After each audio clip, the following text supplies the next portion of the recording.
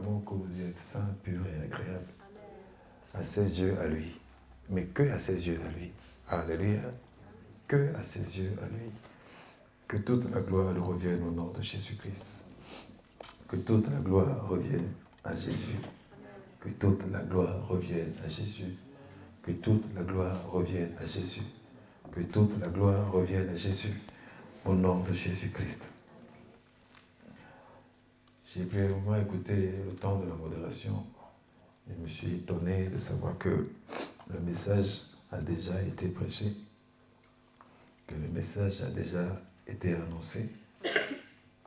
Ceux qui ont suivi attentivement vont découvrir qu'ils sont en train de faire une répétition de ce qui a déjà été dit il y a quelques minutes.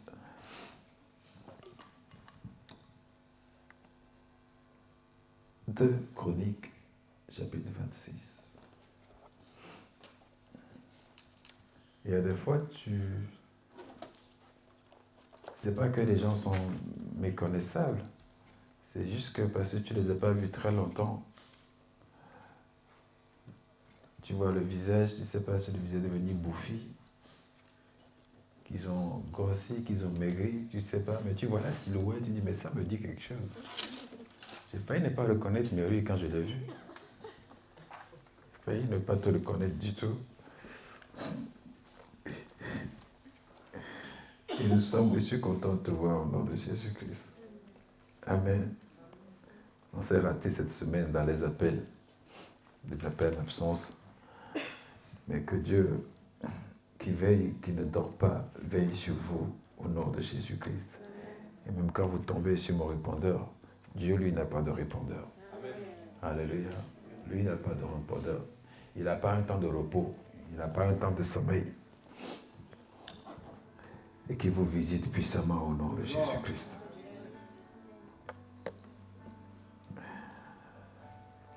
Deux Chroniques, chapitre 26. Je lis à partir du verset 16. Notre page de référence se trouvera dans Nombre, chapitre 12. Mais pour le moment, permettez-moi de lire ce passage de 2 Corinthiens, chapitre 26, à partir du verset 16. 2 Chroniques, ce n'est pas 2 Corinthiens, 2 Chroniques 26, à partir du verset 16. C'est dans l'Ancien Testament. Bien. Mais lorsqu'il fut puissant, son cœur s'éleva pour le perdre. Il pécha contre l'Éternel, son Dieu. Il entra dans le temple de l'Éternel pour brûler des parfums sur l'autel des parfums.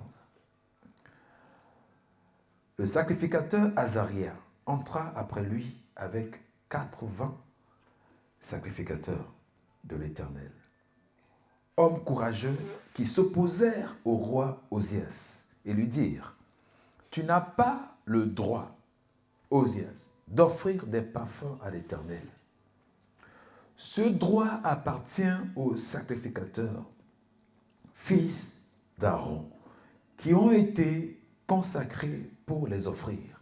Sors du sanctuaire, car tu commets un péché, et cela ne tournera pas à ton honneur devant l'Éternel Dieu. » La colère s'empara d'Osias, qui tenait un encensoir à la main.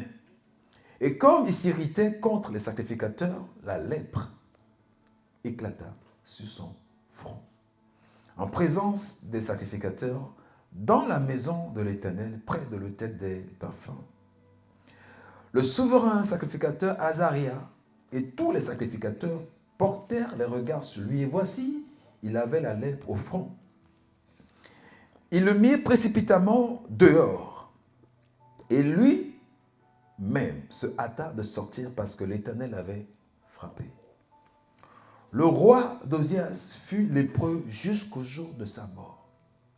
Et il demeura dans une maison écartée comme lépreux, car il fut exclu de la maison de l'Éternel. Et Joatam, son fils, était à la tête de la maison du roi et jugeait le peuple du pays. Le reste des actions d'Osias, les premières et les dernières, a été écrit par Ésaïe, fils d'Amo, le prophète. Osia se coucha avec ses pères et on l'enterra avec ses pères dans le champ de la sépulture des rois, car on disait il est lépreux. Et Joatam, son fils, régna à sa place. Nous sommes toujours dans le grand thème de l'autorité du croyant. Et par la grâce de Dieu, les minutes qui suivent, on voit ce qu'il ne faut pas faire pour perdre son autorité. Ce qu'il ne faut pas, ou des choses là qui ennuient notre autorité dans le Seigneur, je parle. Notre autorité dans le Seigneur.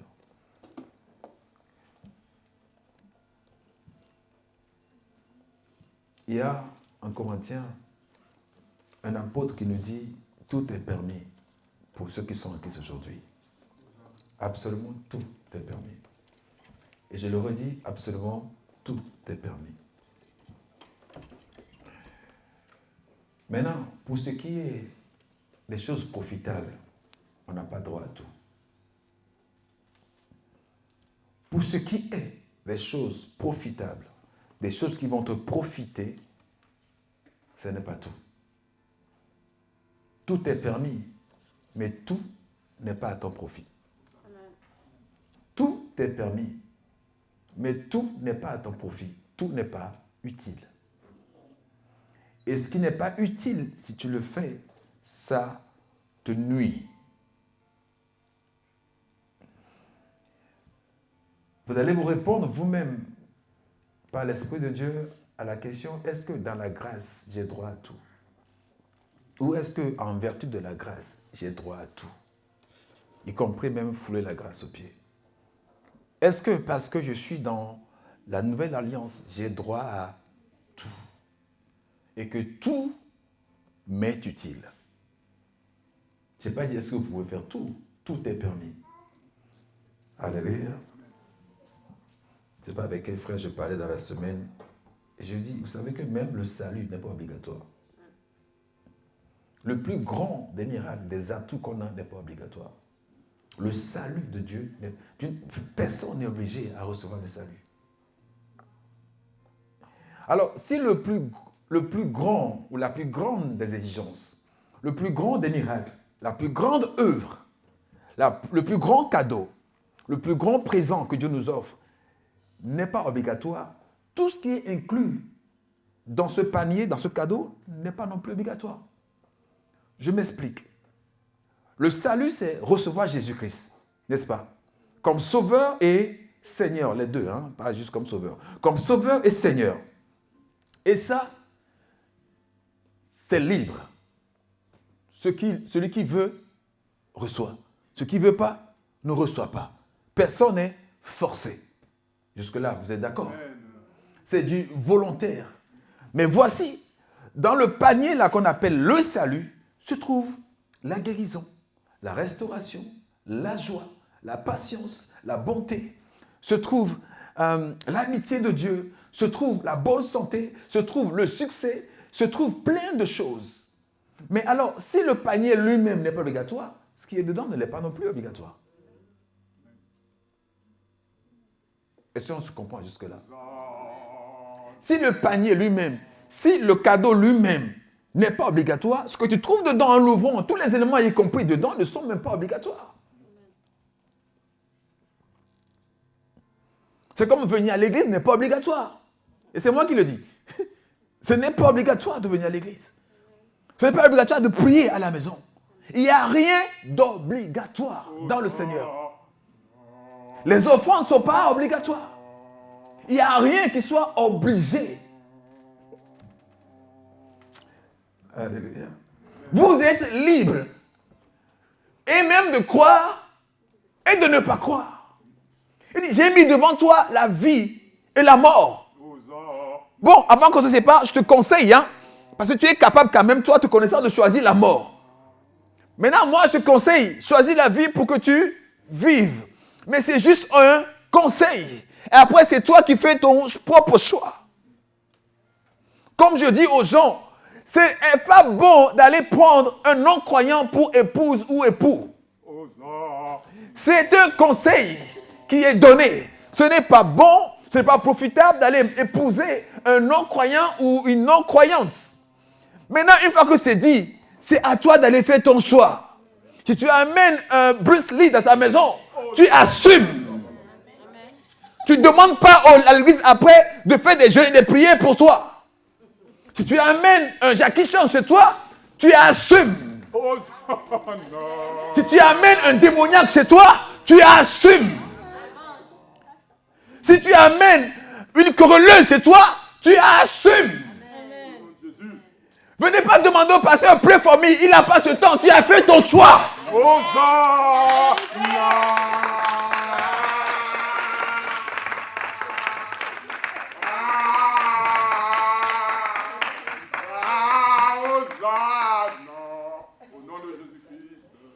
Bon, lui, il faut que je trouve une place beaucoup plus éloignée. Hein. Il a un micro dans la gorge, j'ai l'impression. C'est le Seigneur, c'est pas moi. Hein? Alléluia.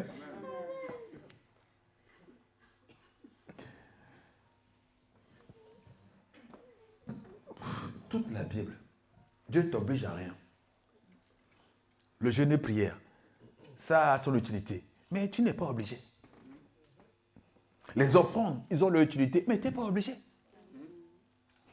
Vous m'écoutez? Faire, être bon les uns envers les autres, ça a son utilité, mais tu n'es pas obligé. Aimer tout le monde, c'est conseillé, mais tu n'es pas obligé. Lire la Bible, tu n'es pas obligé.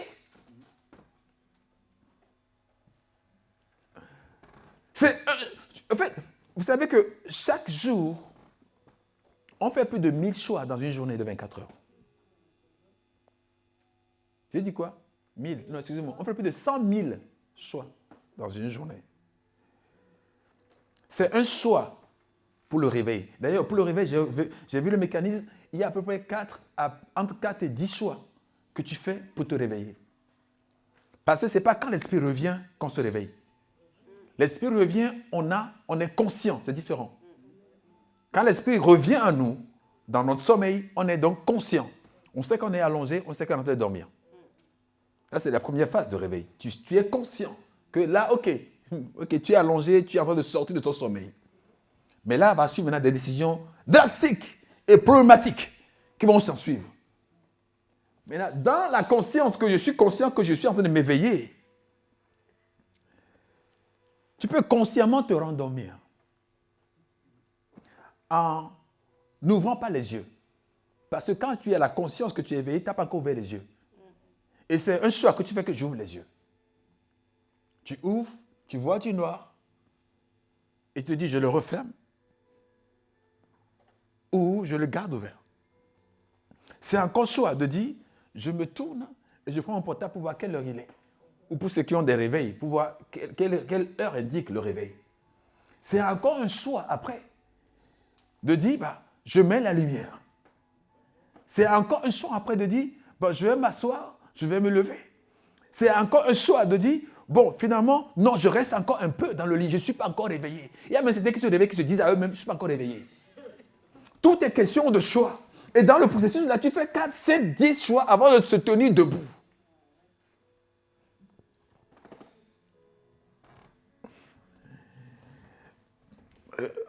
Il est bon de venir à l'église, d'entendre la parole de Dieu. Mais qui aujourd'hui, un ange est venu te prendre le col, t'a traîné de ta maison jusqu'ici? Non, c'est question de choix. Et dimanche prochain aussi, ça sera question de choix si tu ne viens pas. Alléluia. Ça sera question de choix si tu ne viens pas dimanche prochain.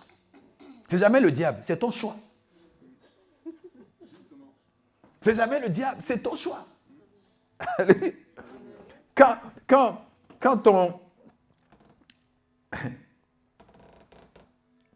Je dirige un groupe et je dis aux gens, quand on est en hiver, vous dites que c'est à cause du froid.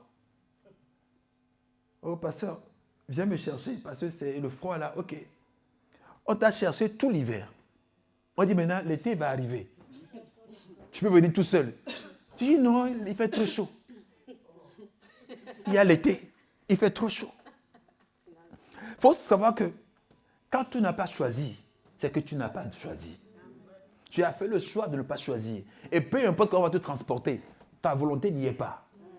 Et peu importe, Dieu le compte pour les hommes qui viennent te chercher. Mais toi, Dieu te compte zéro. Parce que Dieu ne se trompe pas. On ne se moque pas de lui. Alléluia. Il dit, toutes choses nous sont permises, mais pas tout n'est utile. Donc, si tu continues à faire ce qui n'est pas utile, n'attends pas à ce que Dieu te donne l'utile.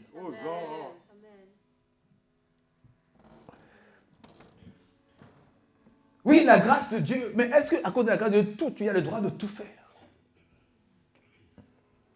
Est-ce que, en vertu de la grâce, j'ai donc le droit ou la licence de tout faire? Parce que le texte qu'on a lu dit que Osia, les sacrificateurs lui ont dit, tu n'as pas le droit d'offrir les parfums. Toi, tu es roi. Tu n'as pas ce droit d'offrir les parfums. C'est un privilège réservé au fils d'Aaron.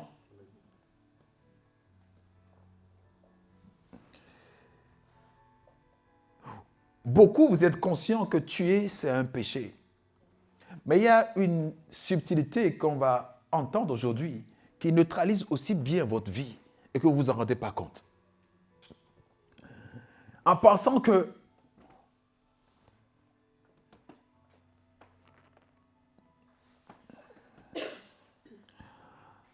imaginez qu'il y a un policier. Il a de l'autorité ou pas, ce policier? Surtout quand il est en uniforme, il a de l'autorité. Le juge, il a de l'autorité ou pas? Le magistrat, il a de l'autorité ou pas? Le président ou le ministre, il a de l'autorité ou pas? Le maire, il en a ou pas? Vous êtes tous en état croyant. Regardez-moi cela.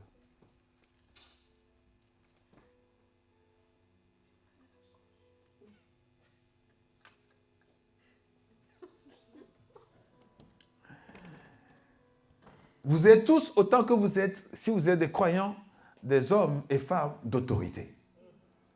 Dieu confère de l'autorité à ceux qui ont la foi. Bon, maintenant, le milieu de la foi, c'est un royaume. Il dit, vous êtes venus dans le royaume de Dieu. Royaume.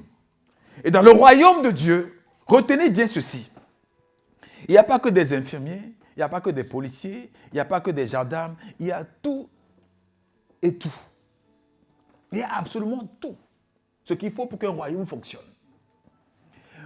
Sans priver le soldat ou le capitaine de son autorité, il ne doit pas usurper l'autorité du maire.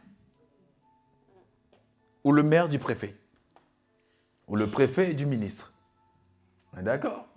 Ou le ministre du magistrat. Ou le magistrat du juge. Ou le juge du président. Dans ce royaume-là, on ne comprend pas ça. Et qu'on se fout voir en s'occupant de quelque chose dont on n'a pas été appelé pour.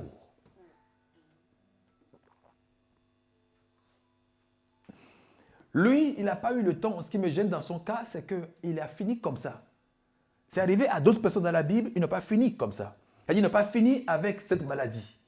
Ils ont été guéris après. Mais lui, le roi Osias, il a reçu la lettre pour avoir fait quelque chose qu'il ne doit pas faire. Et puis, qu'est-ce qu'il a fait? Il a voulu offrir. On est d'accord? Ce n'est pas qu'il a voulu gâter, il a voulu offrir. Il a fait une offrande à Dieu. Sauf que ce n'était pas lui qui était mandaté pour faire ça. C'est juste ça son péché. C'est d'avoir fait quelque chose, ce n'était pas à lui destiné de le faire. Donc retenez que c'est quand même subtil comme truc. Hein? À lui-même, on peut dire que c'est normal. Je prends encore un cas de ce roi-là, comment il s'appelle? Le roi Saül. Le roi Saül, on dit Dieu l'aimait. Dieu l'a investi de son esprit. Mais tout ça, il a perdu, pas parce qu'il a tué un homme. Parce que le prophète Samuel était en retard pour une cérémonie. Et l'heure passant, Saul s'est dit, mais il est en retard, donc amenez moi-même les agneaux, moi-même, le sacrifier moi-même. Puisqu'il est en retard, la cérémonie doit commencer. C'est du bon sens, hein? Ou du sens commun, si on veut. Et il fait ça. Et Samuel débarque. Il dit, pourquoi tu as fait ça?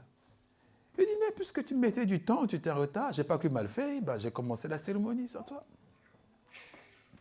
Et Samuel s'est fâché, il dit que tu n'as pas droit. Encore moi, tu es appelé pour faire ça. Tu n'as pas droit de faire ça. Et beaucoup prétendent que tout ça, c'est l'Ancien Testament. Et on va dans le Nouveau pour savoir si maintenant on a droit de tout.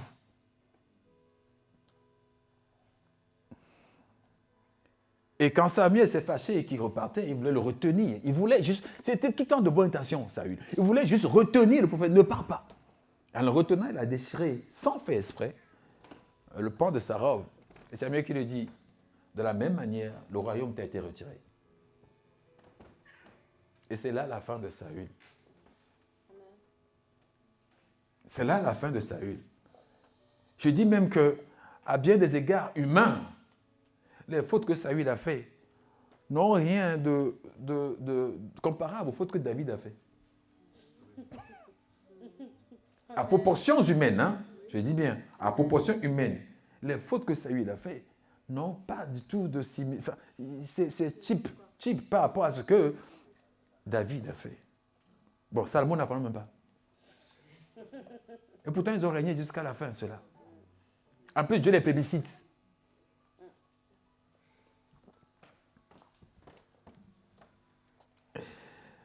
Prenons le livre de Nombre, chapitre 12.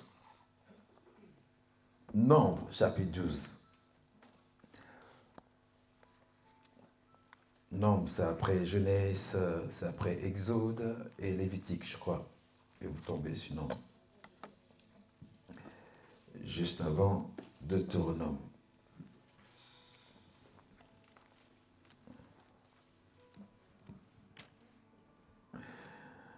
Alors, Nombre, je lis à partir du verset 1, je m'arrête au verset 16. D'ailleurs, c'est la fin du chapitre.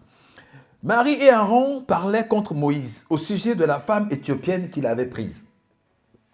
Car il avait pris une femme éthiopienne. Verset 2, ils dirent, est-ce seulement par Moïse que l'Éternel parle? N'est-ce pas aussi par nous qu'il parle? Et l'Éternel l'entendit. Or, Moïse était un homme fort patient, plus qu'aucun homme sur la face de la terre. Soudain, l'Éternel dit à Moïse, à Aaron et à Marie, allez, vous trois, à la tente d'assignation. Tente d'assignation, c'est un peu ce qu'on peut dire comme bureau aujourd'hui. Hein. Et ils y allèrent, tous les trois. L'Éternel descendit dans la colonne de nuée et il se tint à l'entrée de la tente. Il appela Aaron et Marie qui s'avancèrent tous les deux. Et il dit, écoutez bien mes paroles. Autrement dit, en vérité, en vérité. Écoutez bien mes paroles. Et beaucoup vont prendre cette parole-là. Beaucoup connaissent cette phase qui va suivre. Vous connaissez très bien. Lorsqu'il y aura parmi vous un prophète, c'est dans une vision que moi, l'Éternel, je me révélerai à lui. C'est dans un songe que je lui parlerai. Et c'est 7. Il n'en est pas ainsi de mon serviteur Moïse. Il est fidèle dans toute ma maison. Je lui parle bouche à bouche, je me révèle à lui sans énigme et il voit une représentation de l'Éternel. Pourquoi donc n'avez-vous pas craint de parler contre mon serviteur, contre Moïse? La colère de l'Éternel s'enflamma contre eux et il s'en alla. La nuée se retira de dessus la tente et voici, Marie était frappée d'une lèpre, blanche comme la neige. Aaron se tourna vers Marie et voici, elle avait la lèpre. Alors Aaron dit à Moïse, de grâce, mon Seigneur, ne nous fais pas porter la peine du péché que nous avons commis en insensé et dont nous nous sommes rendus coupables. Oh, qu'elle ne soit pas comme l'enfant mort-né dans la chair, dont la chair est à moitié consumée quand il sortit du sein de sa mère.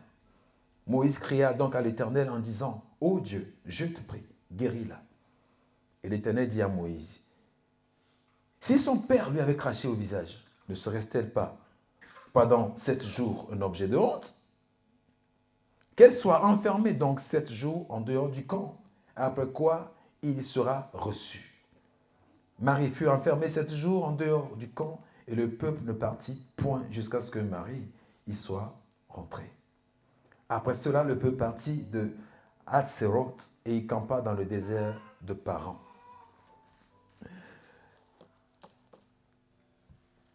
À l'hôpital, hier, une femme m'a donné naissance à un enfant. J'ai dit, c'est quoi son nom? Il me dit Marie. Puis il dit, lequel de Marie? Parce que chaque fois qu'on dit Marie, on pense tout de suite à la mère de Jésus. Il dit, mais il y a tellement de Marie. Dans lequel de Marie? Il dit, le mari que tout le monde porte. Il dit, non. Ton mari doit être spécifique. C'est quel mari? Et il y en a beaucoup. Il dit, oui. Il y en a beaucoup. Ben, ils sont tous fait tous de bien. Non, non, non. Elles ne font pas tous de bien. Il y a aussi des maris démoniaques. Non, je ne sais pas de quel mari toi tu as donné à ton enfant.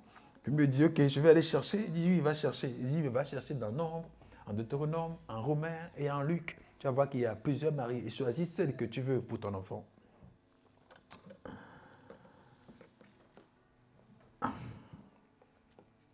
Donc, Moïse et Aaron et Marie, ce sont la même famille. Je pense même qu'ils sont même plus grands que Moïse. D'accord? Aaron est son frère, mais son grand frère, normalement. On parle que de frère, mais seulement c'est son grand frère. Et Myriam, c'est sa sœur, mais sa grande sœur. C'est comme ça que Moïse débarque à un moment donné pour dire que Dieu l'a appelé. Bon. Et vous savez que même les frères de Jésus ne croyaient pas en lui aussi. Et alors que Moïse, Dieu a appelé et envoyé Moïse seul. Maintenant, Moïse se targuant de ne pas d'être lent à la parole, de balbutier, de bégayer, voilà, ne pourrait pas être un homme de parole, il dit, je ne peux pas aller. Et Dieu lui dit, ok, prends ton frère là avec toi. Tu seras pour ton frère un Dieu. Il sera pour toi le prophète. Il sera ton porte-parole. C'est les paroles de Dieu pour Moïse. Sauf qu'il n'y a que Moïse qui l'a entendu. Aaron n'était pas là, Michel n'était pas là. Il n'y a que Moïse qui sait ce que Dieu lui a dit. Et c'est jusque-là, on me suit. Non, Aaron n'est pas là. Et Myriam n'est pas là. Et même personne n'était là. Il n'y a pas un témoin. Je remarque souvent, il n'y a jamais de témoins pour les appels. Je remarque très souvent, il n'y a pas de témoins pour les appels. Certainement, Dieu le fait exprès, je ne sais pas pourquoi, mais il n'y a pas de témoins pour les appels. Les gens peuvent confirmer que oui, je reçois dans mon cœur, Dieu l'a appelé celui-là, Dieu l'a appelé celui-là. Mais c'est tout. Mais le mandat, l'échange entre toi et l'Esprit de Dieu pendant ton appel, personne n'est au courant. Quand Paul débarque, il dit aux apôtres que non, je suis maintenant un de vôtres. Et Dieu m'a appelé. Il y a encore 2 jours, il était venu avec un mandat pour nous tuer. Là, il dirait de nous. C'est un infiltré. Ils se sont méfiés de lui à bien des égards et durant un long moment.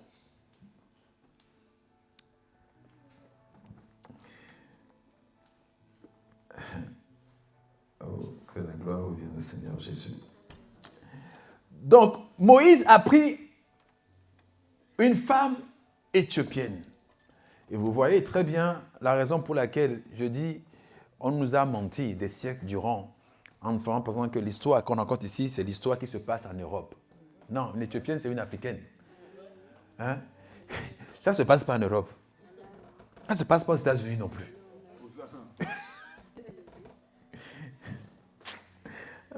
Seigneur. Moïse a pris une femme éthiopienne. Donc, pas une femme juive. C'est tout ce que ça veut dire. Ce n'était pas question de couleur ou de peau. C'est juste que ce n'est pas une femme juive. C'est une femme éthiopienne. Et Moïse a pris. Et Aaron et Myriam, ce sont dans les vertus de lui rappeler la loi. Que, en tant que juif, on n'a pas le droit d'aller prendre une éthiopienne, une étrangère pour femme. Et de surcroît, toi, tu es le serviteur, tu es le responsable de notre campement. Tu ne veux pas être un modèle? Donc, le lion reproché. Ok, ce n'est pas suffisant. Ils ont été plus loin encore. Et la Bible atteste un cas, il avait dit, car effectivement, Moïse a pris une femme éthiopienne, ce qui n'était pas donc permis de faire. Et Myriam et Aaron,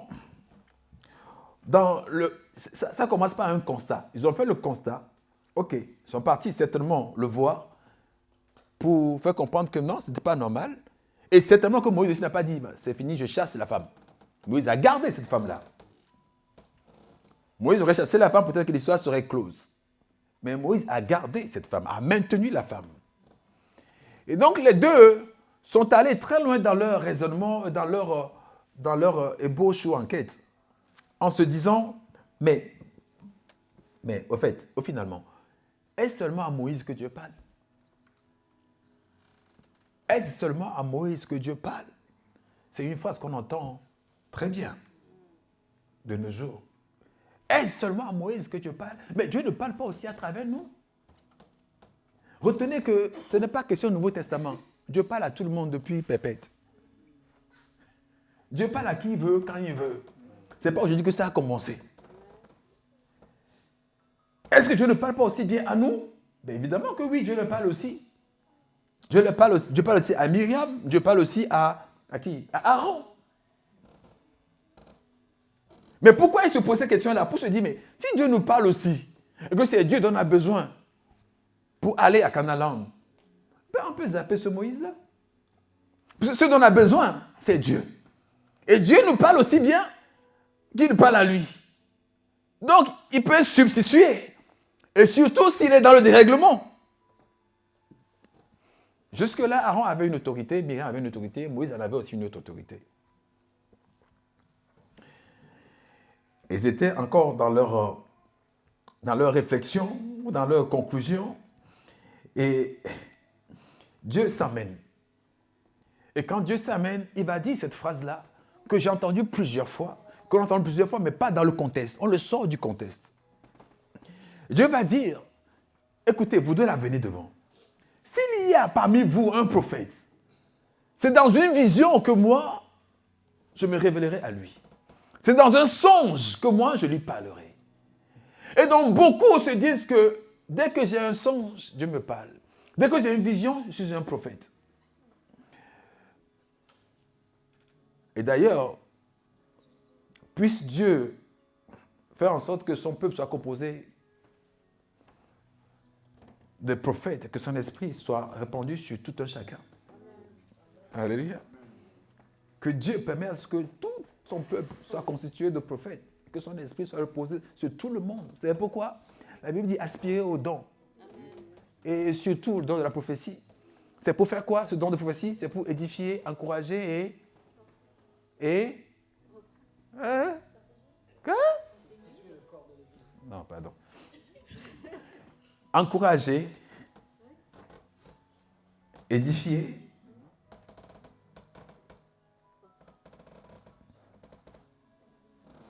non, pas enseigner, encourager, il y a un mot là. Prophétiser. Fortifier, édifier, c'est... Oui, mais je veux choisir les mots de la parole, les mots de la Bible. Il dit 3 mots. Encourager. Non, ça y est pas ça. Et voilà. Ce que la Bible dit, c'est ça. Il dit encourager, exhorter et édifier. Ou le mot édifier devrait être translé par fortifier. Mais c'est les 3 mots que lui-même la Bible dit. Et donc, il convient à ce que tout le monde puisse exhorter, édifier, encourager son frère. Et dans ce cas-là, le don de la prophétie est pleinement sollicité dans l'Église. Il faut que tout le monde l'ait. Mais maintenant, le don de prophétie n'a rien à voir avec un mandat prophétique. Mais c'est un don prophétique qui permet à tout le monde d'encourager son frère. Et encourager, ce n'est pas juste dire que du courage. Non, c'est trouver le mot juste, d'être inspiré dans sa parole quand tu lui parles. D'être inspiré quand tu le prends pour dire, mais il y a quoi? Tu es inspiré, tu ne fais pas ça dans la chair, tu es inspiré quand tu le fais. Et il convient à ce que tout le monde l'ait. Et Moïse, à un moment donné, priait et demandait à Dieu, Seigneur, puisse tout ton peuple soit composé de prophètes. Que ton esprit se répande sur tout le monde. Pourquoi? Parce que ça facilite la tâche. Ça lui facilite la tâche quand tout le monde est comme ça.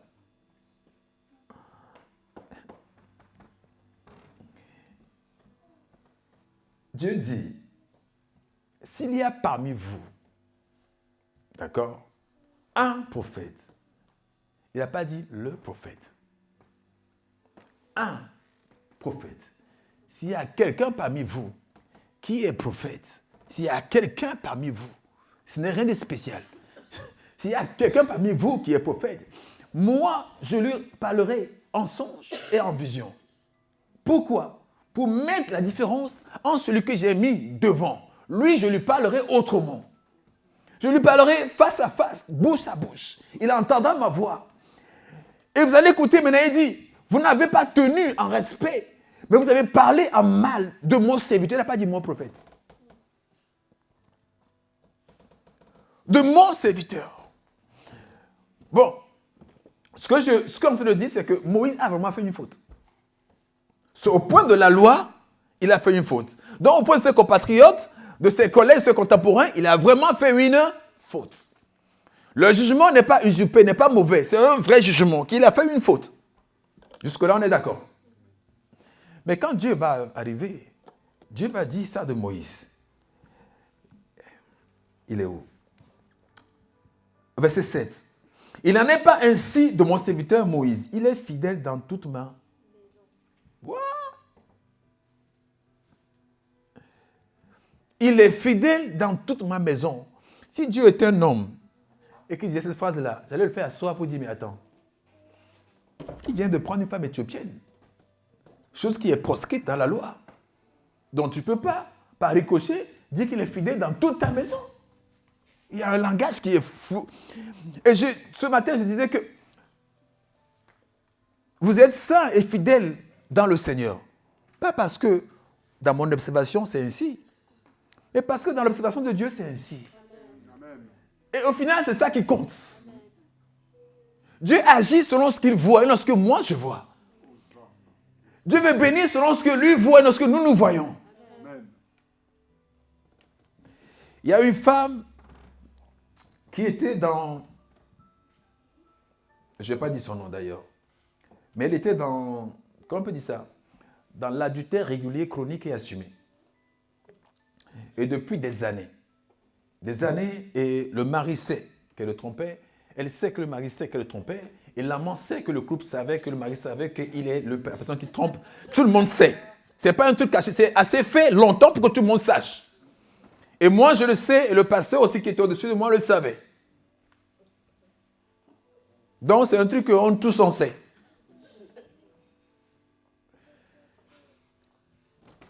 Et puis moi, j'avais reçu un moment donné en priant une épée sur sa maison.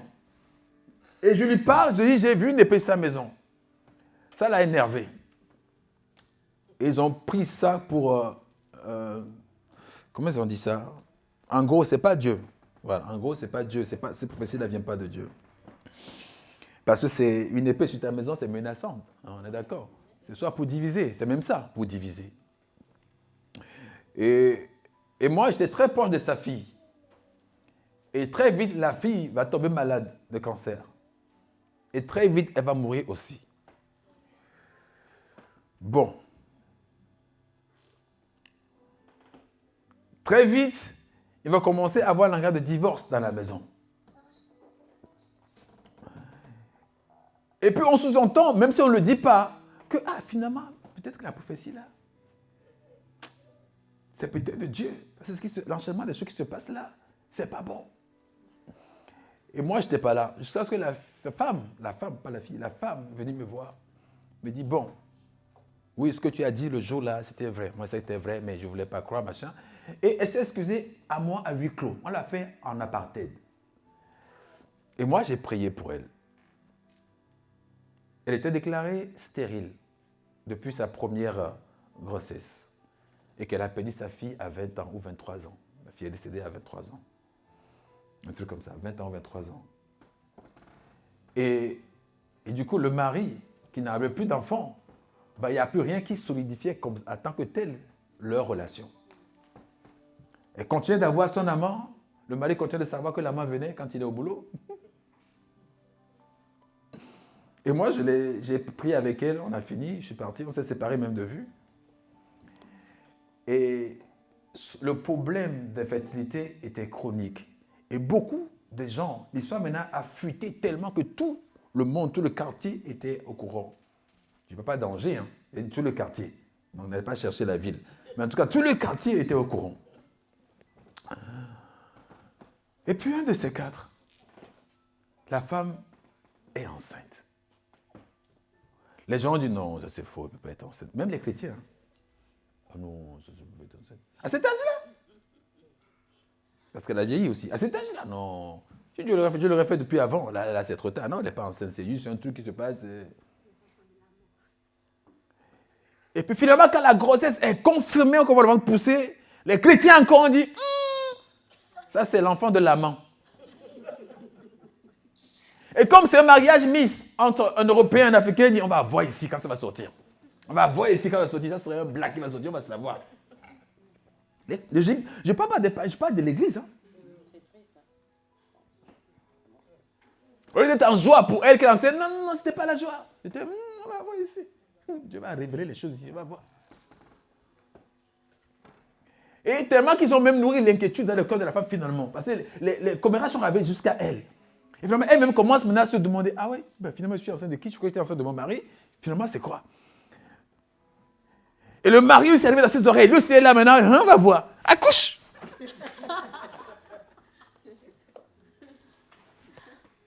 C'était terrible. Il n'y a pas de prière à faire, Seigneur, change l'identité des enfants dans le ventre. Ça, on ne le fait pas, cette prière-là. On n'a pas fait. Et quand elle a accouché, les gens ont été massivement à l'hôpital, mais juste par curiosité. Quand ils ont vu que c'est un métis, ils étaient étonnés. Ah ouais, c'est des métis. Mais tu veux que ce soit quoi?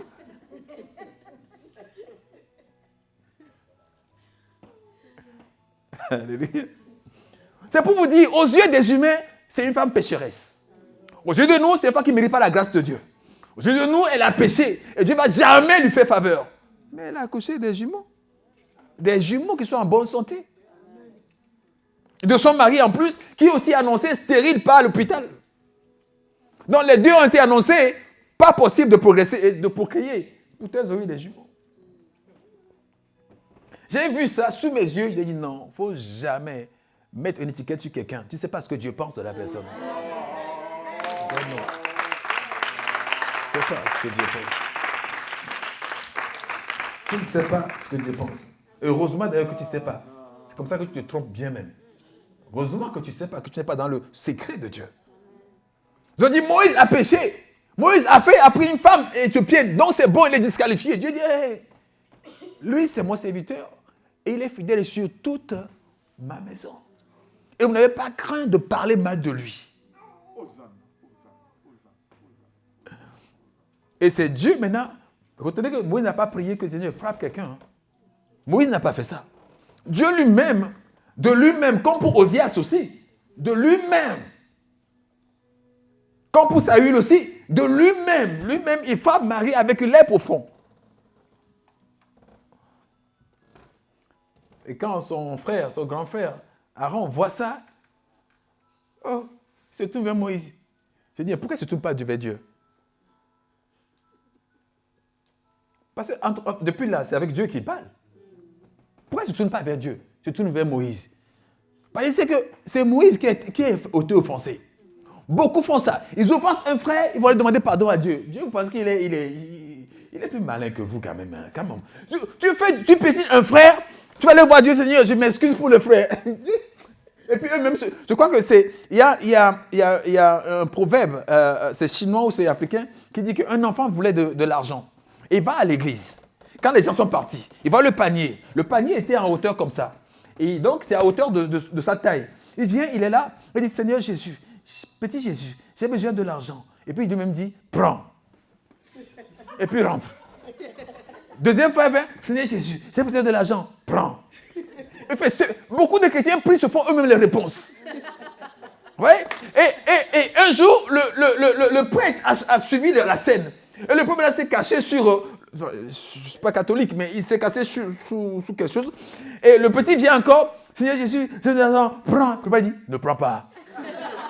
Et là, il a couru. Il a eu peur, il a couru. Ça l'a fini avec sa requête. Il n'est plus jamais revenu. Pareil, des chrétiens, ils te piétinent et vont voir, Seigneur Jésus, je demande pardon pour ce que j'ai fait là. Et puis même se donne une réponse. Ah oui, je t'ai reçu, mon fils. Oui, tu es pardonné. C'est faux. C'est faux. Tu te fais une réponse toi seul. C'est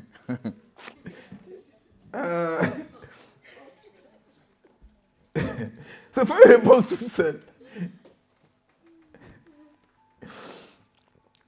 Dieu dit, Moïse est fidèle sur toute ma maison. Vous êtes d'accord que ce n'est pas le même rapport que nous, les humains, enfin, que les humains à l'époque ont fait de lui. Et puis il dit qu'il est plus humble que tous les hommes sur la surface de la terre. Oh! Ah bon?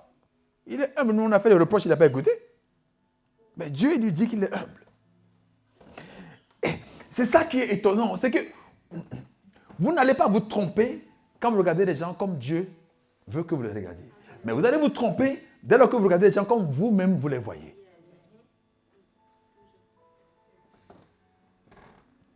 Dieu a montré des aliments à Pierre. Il dit, Pierre, lève-toi et mange. Pierre regarde la nappe.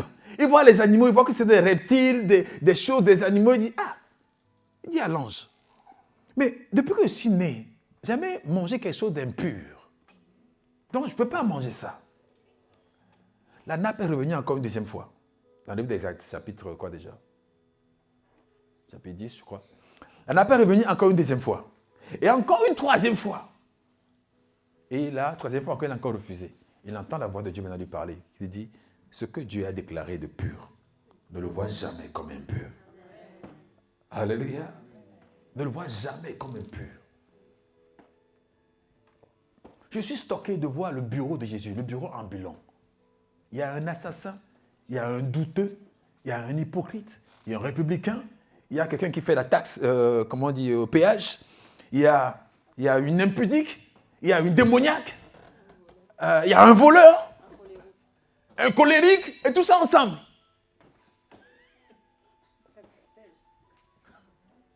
Tout ça ensemble. Et lui, il les voyait purifiés, le monde les voyait méchants, et lui, il les voyait purifiés.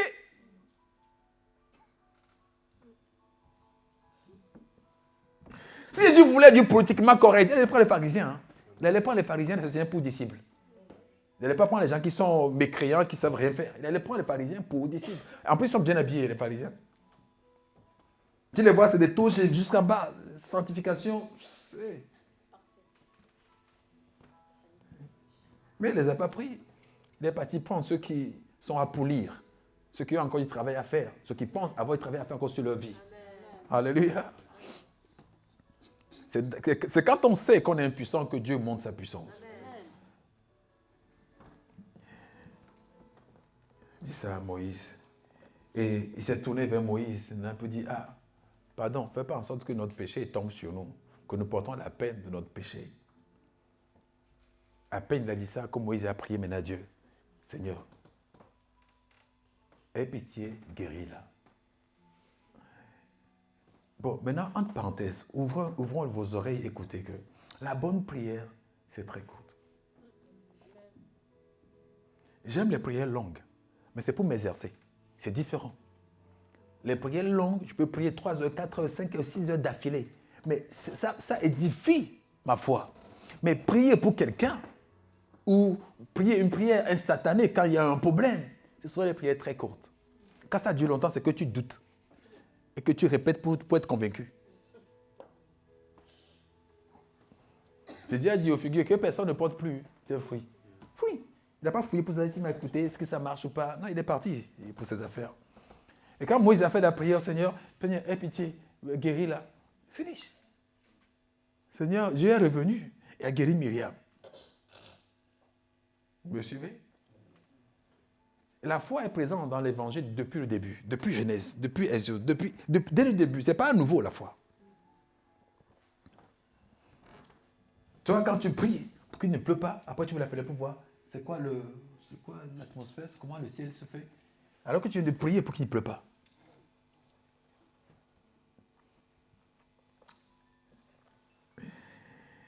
Et donc, Marie reçoit sa guérison, un temps tenir les cas quand même 7 jours. Et Aaron a pris de là que même si Dieu lui parle, ce n'est pas lui à la place de l'autorité. Dieu peut parler à qui il veut. Sérieusement. Heureusement, d'ailleurs, qui vous parle, c'est votre Père. Si tu ne parles pas, c'est que Dieu n'est pas son enfant.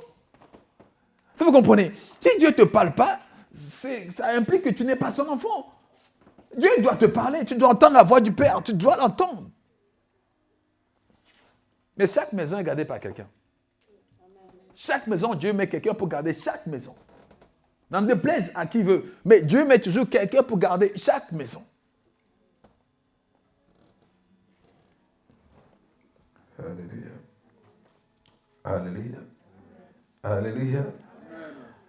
2 Timothée, chapitre 2. Un grand nombre de personnes loupent leur bénédiction ou effacent leur bénédiction en se mettant eux-mêmes dans le travers, en usurpant leur rôle ou en se mettant même dans les affaires de quelqu'un d'autre.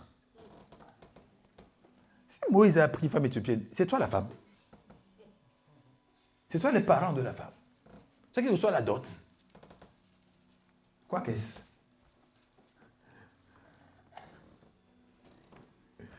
Les gens pensent que la grâce leur donne le droit d'être partout, de dire tout, et impunément et indûment. Mais c'est faux.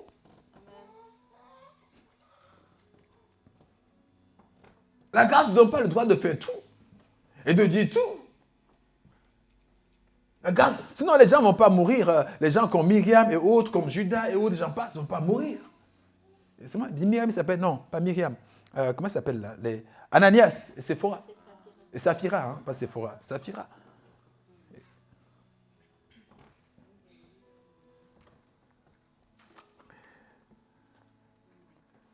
Si dans la grâce tout était à faire, on a le droit de tout faire. Et on a le droit de tout faire, vraiment. D'ailleurs, ceux qui ont droit, ceux qui pensent avoir le droit de tout faire, ils le font, vous voyez, ça ne marche pas. Quelqu'un m'a dit, de toute façon, pourquoi encore prier? J'ai dit, vas-y, explique, peut-être que tu vas me faire comprendre quelque chose. Non, parce que j'ai lu dans la Bible qu'il est dit, Dieu nous a bénis de toutes les bénédictions célestes en Christ. Il dit, continue la phrase, dans les lieux célestes. Il dit, ah, dans les lieux célestes, hein. Toi et moi, on est où là?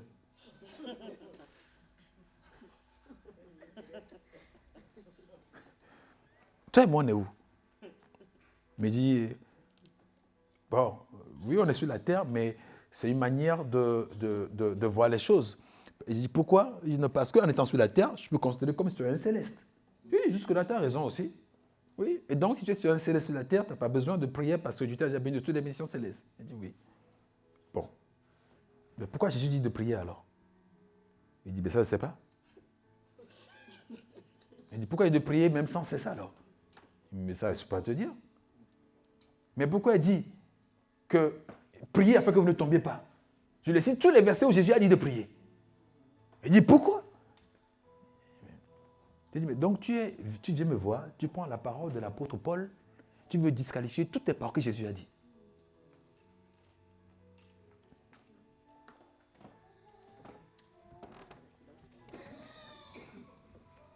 Et le silence tomba. Il n'y avait plus de suite. Alléluia. Les chrétiens veulent s'exempter des efforts que demande la foi. Mais en même temps avoir les promesses de la foi. On veut s'exonérer des exigences de la foi et en même temps avoir les bénéfices de la foi. Les deux en même temps. Les deux en même temps. 2 Timothée 2, chapitre 14, et verset 14. 2 Timothée 2, verset 14. 2 Timothée 2, verset 14, ou à partir du verset 14.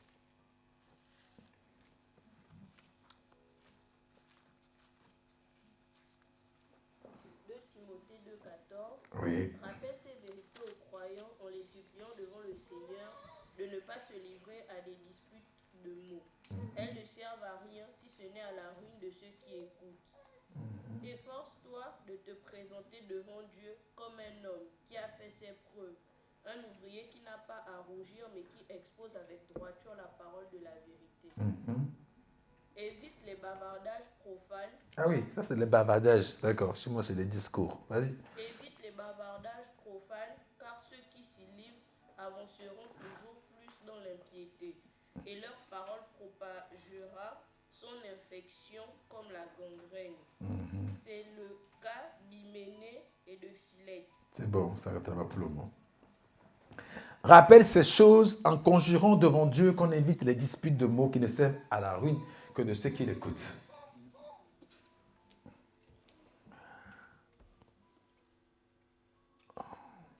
Vous avez tous de l'autorité. Mais si vous passez votre temps à exercer votre bouche à des futilités, à des discours, à des bavardages inutiles, vous perdez votre influence. C'est dans le Nouveau Testament, frères et sœurs. Vous perdez votre influence.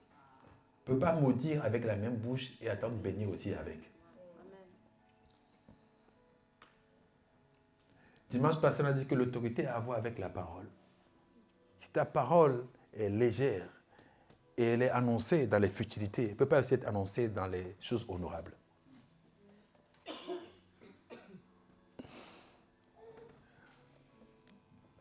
L'évangile, ce n'est pas ça.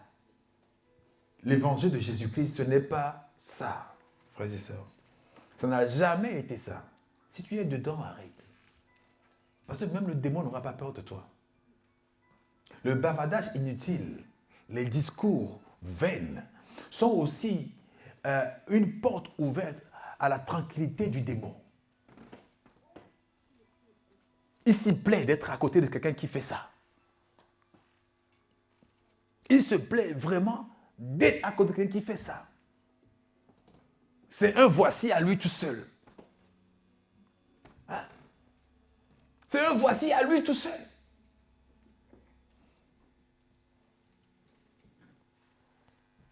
Il y a des gens qui parlent tellement que quand tu parles, tu dis, mais pourquoi tu ne parles pas? Je me rappelle de Fendi, à un moment donné, qui dans la voiture, on conduit, elle a fini de parler pendant presque le temps que je conduisais. Et puis à un moment donné, quand elle a eu une petite pause, moi je conduisais, ah c'est bon, on a fini. Non, 2 minutes après, elle enchaîne. Papa, j'ai dit oui. J'ai envie de parler, mais je ne sais pas quoi dire. Il dit surtout, dis rien. Il dit surtout, dis rien. Surtout, hein.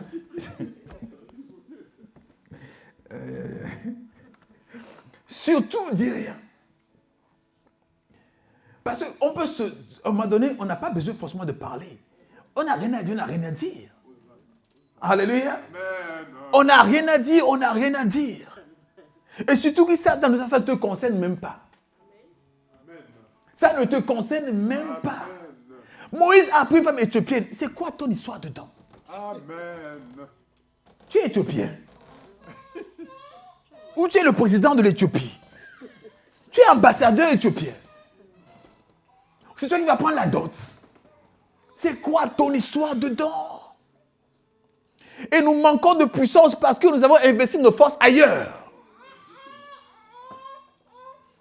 Et la Bible dit que ceux qui ont des discours et des bavardages comme ça, ils ne peuvent pas s'échapper d'être dans l'impiété et infecter les gens autour d'eux.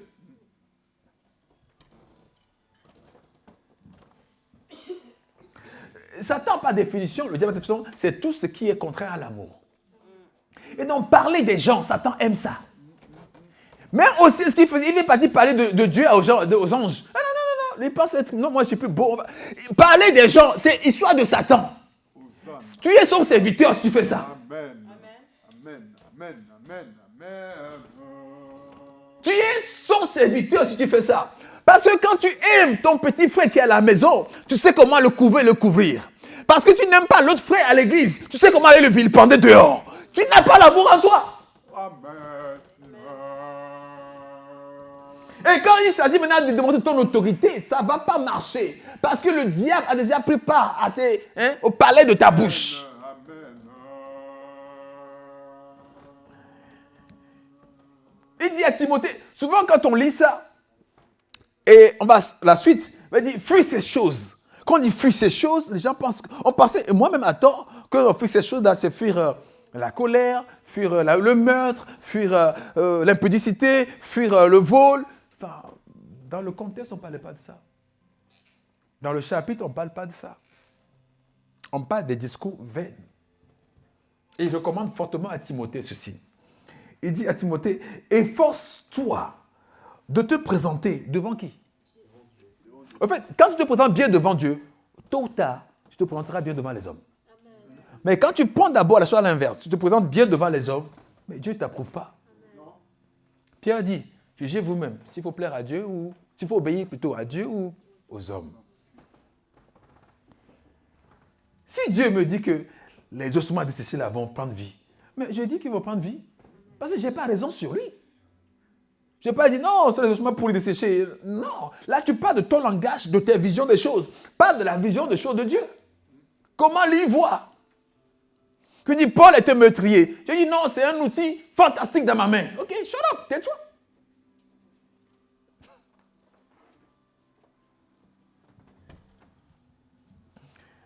Alléluia.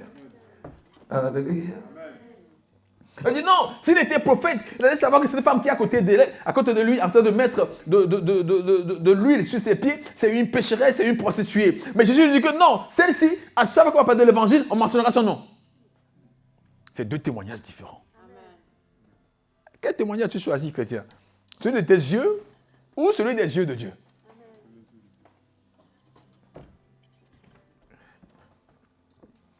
Efforce-toi de te présenter devant Dieu comme un homme éprouvé, un ouvrier qui n'a pas à rougir et qui dispense droitement la parole de vérité. Évite donc les discours vains et profanes, car ceux qui les tiennent avanceront toujours plus dans l'impiété et leur parole rongera comme de la gangrène. Le Seigneur connaît ceux qui lui appartiennent et quiconque prononce le nom du Seigneur qui s'éloigne de l'iniquité.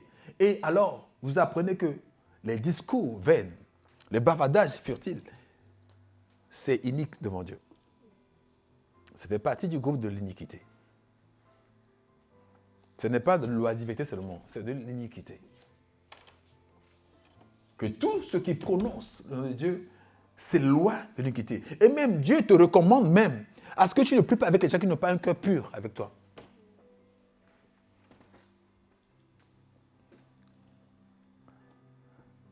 Parce que, franchement, si la personne n'a pas le cœur pur, et à aucun moment il manifeste le pardon, tu pries avec lui, c'est... Je ne sais pas si je vais vous écouter même, je ne suis pas sûr. Toi, tu dis Amen pour toi, lui ne dit pas Amen pour toi. Hein?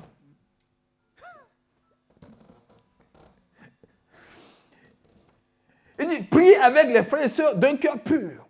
Et vous savez quoi, la bonne nouvelle, le cœur pur se demande. David dit, Seigneur, donne-moi un cœur pur. Donc ça se demande. Avant de venir à l'église, Seigneur, donne-moi un cœur pur. Il faut que j'aille là-bas participer avec un cœur pur. Ça se demande. Donne-moi un cœur pur, un esprit bien disposé. Que je n'ai pas fait n'importe quoi. Donne-moi un cœur pur, un esprit bien disposé. David le fait, il a comme prière. Toi aussi, tu peux le faire.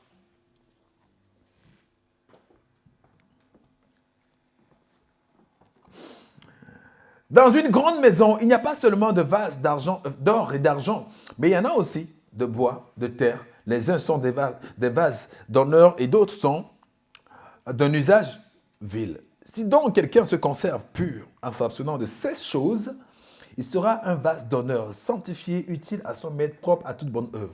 De quelle chose faut-il s'abstenir? De quelle chose? Ces choses dites plus hautes. Et ces choses-là, c'est quoi? Le langage. Comment tu utilises ta bouche? Qu'est-ce que tu en fais avec? Comment tu parles? Et de quel sujet tu parles d'ailleurs? Fuis les passions de la jeunesse. Recherche la justice, la foi et l'amour et la paix avec ceux qui invoquent le Seigneur d'un cœur pur. Repousse les discussions folles et inutiles, sachant qu'elles font naître des querelles. Or, il ne faut pas qu'un serviteur du Seigneur ait des querelles. Il doit au contraire être affable pour tous, propre à enseigner, doué de patience. Il doit redresser avec douceur les adversaires dans l'espérance que Dieu leur donnera la repentance pour arriver à la connaissance de la vérité et que, revenus à leur bon sens, ils se dégageront des pièges du diable qui s'est emparé d'eux pour les soumettre à sa volonté. On va prendre 1 Thessaloniciens 4, verset 11. On va prendre aussi 1 Pierre 4.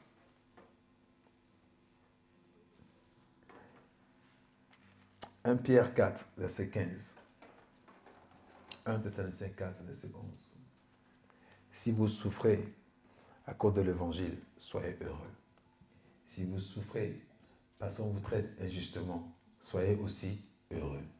Bon, maintenant, si vous souffrez parce que vous êtes mais des choses qui ne vous regardent pas, ça c'est votre faute. Et ce n'est pas mon évangile, on va le lire dans la Bible. Si vous souffrez, en fait, en gros, Il y a une part de souffrance dans l'évangile. Hein. Quand tu fais l'œuvre de Dieu, il y a une part de souffrance. Il faut s'attendre à ça. C'est juste normal. À un moment donné, je me plaignais de quelque chose. Je pars, je prie. Et Seigneur, pourquoi ça? Enlève ça. C'est bon, j'en ai marre. Et puis le Seigneur me dit, ça fait partie de l'œuvre. Puis je me suis tué. Voilà, ça m'a fait. Mais j'ai pu commencer, continuer la prière. J'ai compris que bon, ok, shut up. Tais-toi. Ça en fait partie. Et aussi, finalement, il y a une souffrance dans la teneur des discussions folles. Il y a une souffrance qui va avec. Et quand tu as cette souffrance-là, il n'y a pas de gloire dedans. Il faut juste savoir que c'est de ça que ça vient. On lit? Qui va lire la première lecture? Thessaloniciens 4, verset 11. Vite, s'il vous plaît. 1 Pierre 4, 15. L'un ou l'autre? 1 Thessaloniciens 4, verset 11. Oui. Mais nous vous exhortons, frères, à abonder toujours plus dans cet amour et à mettre votre honneur à vivre tranquille, à vous occuper de vos propres affaires et à travailler de vos mains comme nous vous l'avons recommandé, en sorte que vous vous conduisiez honnêtement envers ceux du dehors et que vous n'ayez point besoin de personne. Ok, reprends encore, s'il te plaît. 1 Thessaloniciens 4, verset 11.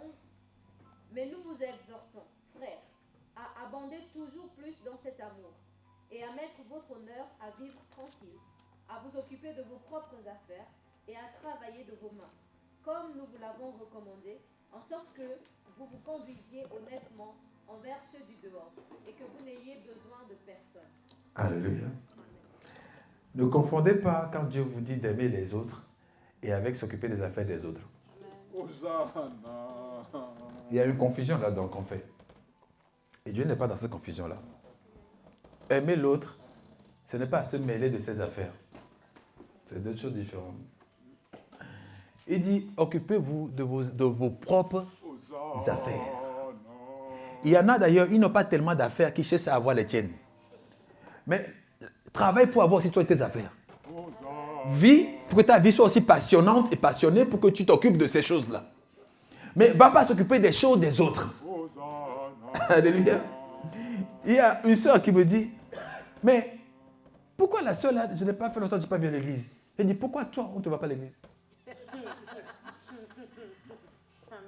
Il dit, mais je suis venu assez pour remarquer qu'elle n'est pas là. Il dit, tu es venu assez pour que je remarque que tu as été absente.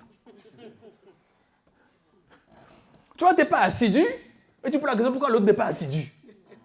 Mais vous êtes les deux, tous les deux, non assidus.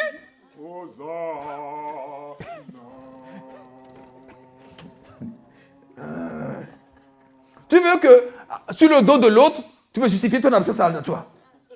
Ah, comme l'autre ne vient pas là, bah, moi aussi. Hey. Depuis quand le salut, c'est l'histoire de on va ensemble? Depuis quand c'est l'histoire de on va ensemble? Il dit, deux vont dans le lit, mari et femme. Il y a un seul qui sera pris. C'est écrit dans vos Bibles, hein, il y a un seul qui sera pris, l'autre va rester. Donc vous pouvez manger ensemble, avoir des enfants ensemble. Même la nuit là même, vous avez fait un dîner aux chandelles, je ne sais pas si ça existe encore, ensemble, et pourtant il n'y a qu'un qui va aux chandelles. Il y a un qui est pris après. L'autre il reste dans le lit. Il y a un qui est pris. Deux dans la voiture, il y a un qui est pris, l'autre est resté. Parce que ce n'est pas question d'ensemble. Le salut, c'est question personnelle. C'est ma motivation personnelle. C'est mon amour personnel à Dieu. C'est ça qui joue avant tout. Alléluia. J'espère que tout le monde a une Bible et qu'il voit bien que c'est écrit noir sur blanc. Ce n'est pas l'évangile de David à Vunyasu. Non, c'est dedans, dedans, c'est écrit dedans.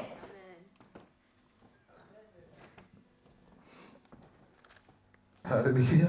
Que chacun s'occupe de ses propres affaires. Tu n'as pas d'affaires, crée-en une. Crée-en une et occupe-toi de ça. Que ça prend ta journée, que ça prend tes heures. Tu n'as pas le temps de parler des autres.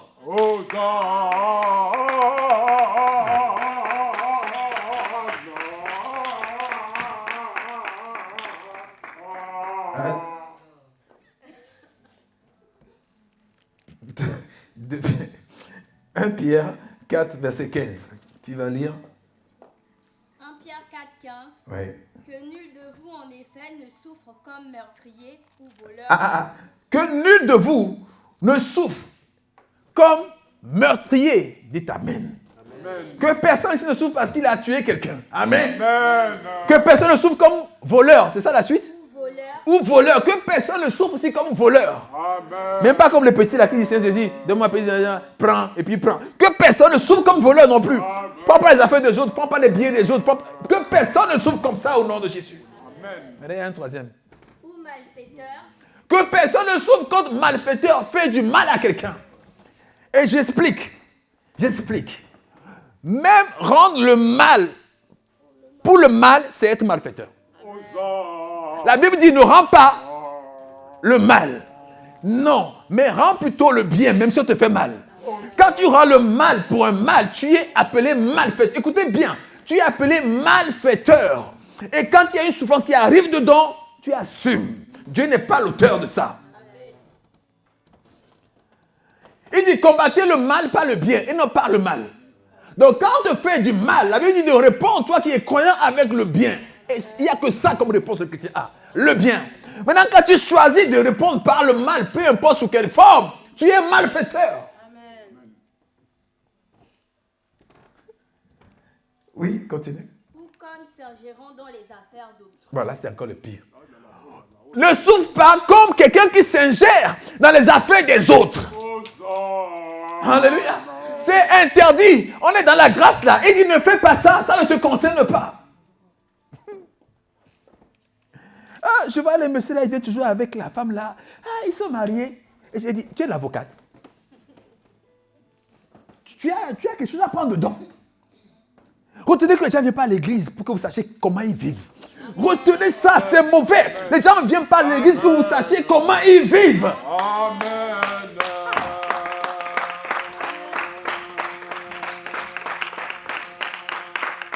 Si vous les connaissez dehors, c'est votre histoire. Mais quand ils viennent à l'église, c'est pour eux-mêmes leur salut. Et je dis encore, peu importe comment ils viennent, personne n'a le droit de savoir comment ils vivent. C'est donné à personne. L'église ici n'est pas faite pour ça. Les gens viennent comme ils veulent. Et ils se sentent dans la maison de leur père. S'il y a un changement, Dieu s'en occupe. Hosanna.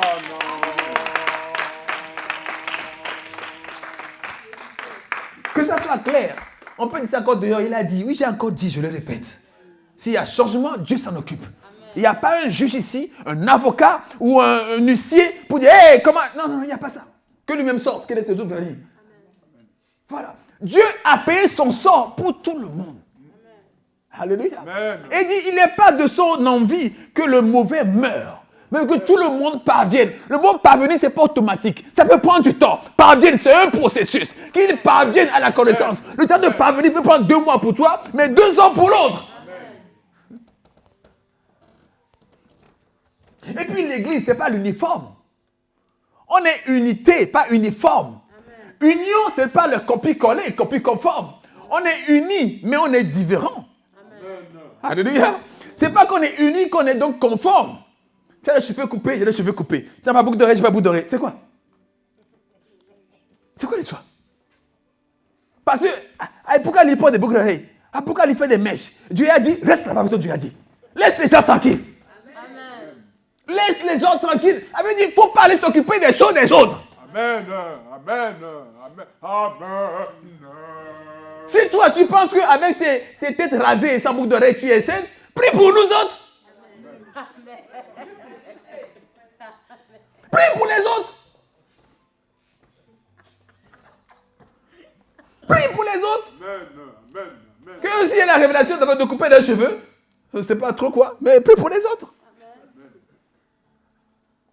Alléluia. Il y a des gens qui vont rater et le salut et beaucoup de choses comme ça. Dieu dit ne juge pas. Ça, c'est point, c'est phrase est simple, elle est claire. Juge pas.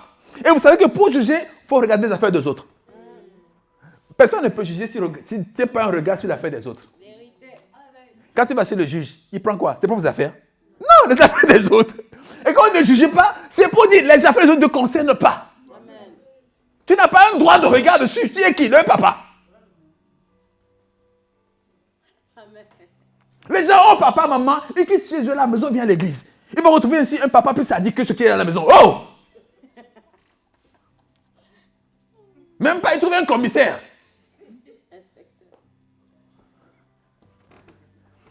dit, ne souffrez pas comme ça. Parce que Dieu a posé dans ce cas-là une souffrance qui accompagne ceux qui font ça.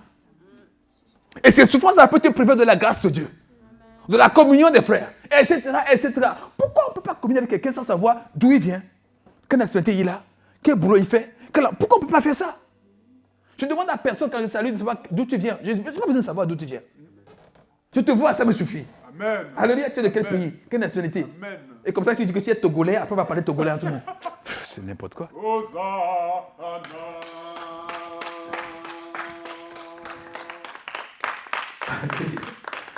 C'est un peuple, nous formons un peuple quand nous avons le même langage. Et ce langage, c'est le langage de Jésus. Ce n'est pas le langage de vos vies privées, c'est le langage de Jésus. C'est ce langage-là que nous sommes appelés à avoir ensemble. Alléluia. Que personne ne souffre en séjournant dans la vie des autres. Ou en étant voleur ou malfaiteur ou en étant meurtrier. Que personne ne souffre en étant comme ça. Au nom de Jésus-Christ. On va prendre 1 Pierre 2, on finit, verset 19. Vous nous accorderez encore 5 minutes pour la fin du culte, parce que bon, j'ai quand même pris pas mal de temps. Ouais. 1 Pierre 2, 19. Oui. Car c'est une grâce de supporter des afflictions par motif de conscience envers Dieu.